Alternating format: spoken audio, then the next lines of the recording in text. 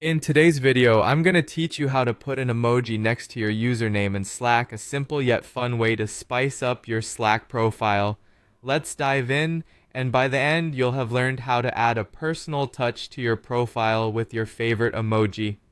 Now, starting off, you want to open your Slack application. This can be either on your desktop or through your web browser. Once you've got Slack open, look to the upper left corner where you'll see your profile picture. Clicking on it will present you with several options, and you'll want to go ahead and click on Profile. With your profile page now open, you should notice a button that says Edit Profile. Clicking this will allow you to make changes to various aspects of your profile, including adding that emoji next to your name. Now, on the editing screen, there are multiple fields where you can make changes, but today we're specifically focused on the full name or display name section. Here, you'll see your current name displayed. What you want to do now is click into this field and add the emoji you'd like. If you're unsure which emoji to pick, consider one that reflects your personality, mood, or perhaps something relevant to your role.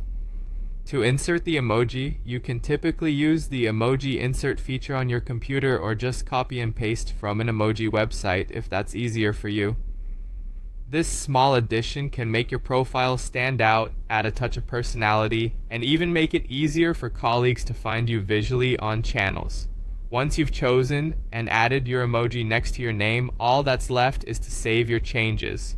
So, locate the Save Changes button, generally found at the bottom of the editing window, and give it a click. You should see your profile update almost instantly with the new emoji flare added next to your name. And that's it, a simple yet effective way to bring a bit of fun and personal flair to your Slack experience.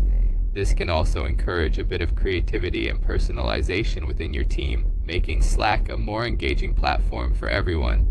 Thanks for tuning in, and I hope you enjoyed adding that special touch to your Slack profile. If you like this tutorial, be sure to check out our other videos for more tips and tricks. Have a great day, and happy